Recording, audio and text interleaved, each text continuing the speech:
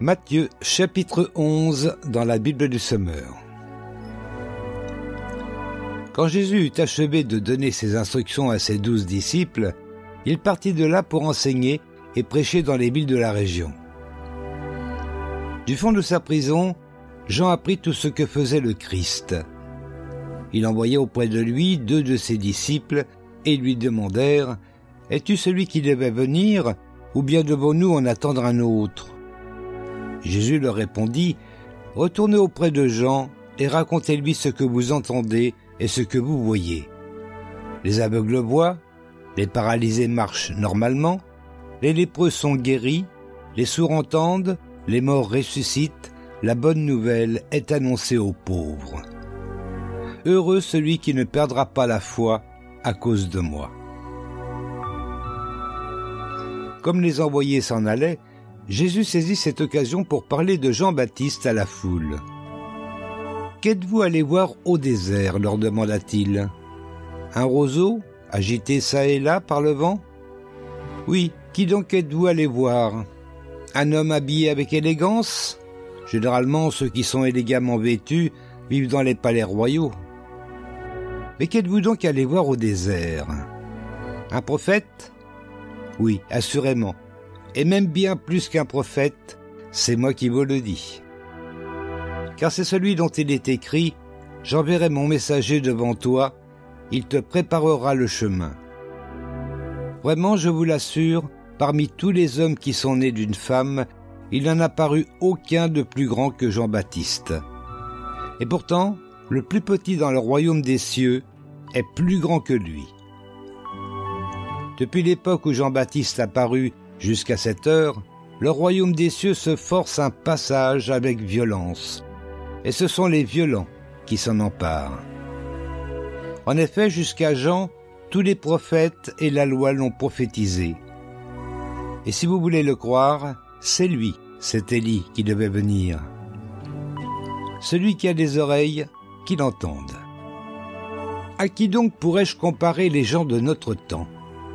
Ils sont comme ces enfants assis sur la place du marché qui crient à leurs camarades « Quand nous avons joué de la flûte, vous n'avez pas dansé. Et quand nous avons chanté des airs de deuil, vous ne vous êtes pas lamentés. » En effet, Jean est venu. Il ne mangeait pas et ne buvait pas de vin. Et qu'a-t-on dit ? Il a un démon en lui. Le Fils de l'homme est venu. Il mange et boit, et l'on dit « Cet homme ne pense qu'à faire bonne chère et à boire du vin. Il est l'ami des collecteurs d'impôts et des pécheurs notoires. » Et cependant, la sagesse de Dieu se fait reconnaître comme telle par les œuvres qu'il accomplit. Alors Jésus adressa de sévères reproches aux villes où il avait fait la plupart des miracles, parce que leurs habitants n'avaient pas changé de vie. « Malheur à toi, Chorazine ! Malheur à toi, Bethsaïda ! Car si les miracles qui se sont produits au milieu de vous avaient eu lieu à Tyr et à Sidon, il y a longtemps que leurs habitants auraient changé de vie et l'auraient manifesté en revêtant des habits de toile de sac et en se couvrant de cendres. C'est pourquoi je vous le déclare, au jour du jugement, ces villes seront traitées avec moins de rigueur que vous. Et toi, Capernaum, crois-tu que tu seras élevé jusqu'au ciel ? Non. Tu seras précipité au séjour des morts. Car si les miracles qui se sont produits chez toi avaient eu lieu à Sodome, elle existerait encore aujourd'hui. C'est pourquoi je vous le déclare, au jour du jugement, le pays de Sodome sera traité avec moins de rigueur que toi. Vers cette même époque, Jésus dit « Je te loue, ô Père, Seigneur du ciel et de la terre, parce que tu as caché ces vérités aux sages et aux intelligents, et que tu les as dévoilées à ceux qui sont tout petits. Oui, Père, car dans ta bonté, tu l'as voulu ainsi. Mon Père a remis toutes choses entre mes mains.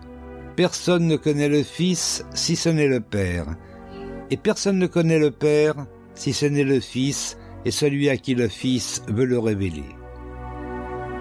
Venez à moi, vous tous qui êtes accablés sous le poids d'un lourd fardeau, et je vous donnerai du repos.